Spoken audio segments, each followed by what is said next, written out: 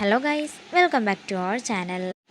അങ്ങനെ അർച്ചനയെ കൊണ്ട് കാല് കഴുകിക്കുന്ന മധുവിന് നേരെ ഓരോ കുറ്റപ്പെടുത്തലുകളായിട്ട് അർച്ചന നിൽക്കുകയാണ്.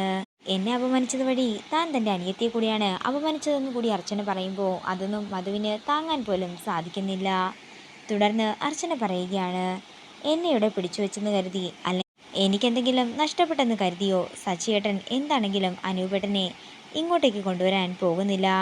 അങ്ങനെ നിങ്ങൾക്കൊരിക്കലും അനൂപേട്ടനെ കിട്ടാനും പോകുന്നില്ല. ഇത് കേൾക്കുന്ന ചെങ്കൽ മധു ആദ്യം ദേഷ്യത്തോടെയും പിന്നെ പരിഹാസത്തോടെയും അർച്ചനയെ നോക്കുകയാണ്. പിന്നീട് കാണിക്കുന്നത് വൃന്ദാവനമാണ്. മീരയും അർച്ചനയും കമലയും സച്ചിയുമാണ് കാണിക്കുന്നത്. എല്ലാവരും പറയുന്നത് ശരി തന്നെയാണ്, എല്ലാ പ്രശ്നങ്ങളും ഇവൾ കാരണം തന്നെയാണ് ഉണ്ടായത്, ഇവളില്ലായിരുന്നെങ്കിൽ ഒരു പ്രശ്നവും ഉണ്ടാകില്ലായിരുന്നു എന്നൊക്കെ തന്നെ കുറ്റപ്പെടുത്തിക്കൊണ്ടും കൂടാതെ കുഞ്ഞിൻ്റെ ജാതകദോഷത്തിൻ്റെ കാര്യവും ഒക്കെ തന്നെ മീര എല്ലാവരും നിൽക്കുമ്പോൾ പറയുകയാണ്.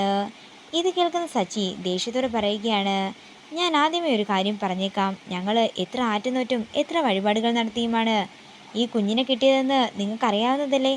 അതുകൊണ്ട് ഇനി മുതൽ വാക്കുകൾ സൂക്ഷിച്ചു വേണം ഉപയോഗിക്കാൻ. ഇതൊന്നും ഇനി ഞാൻ ആരോടും പറയേണ്ടി വരില്ലെന്ന് കരുതുന്നെന്ന് സച്ചി ദേഷ്യത്തോടെ പറയുമ്പോൾ ഇത് കേട്ട് ഞെട്ടലോടെ നിൽക്കുകയാണ് കമലയും മീരയും.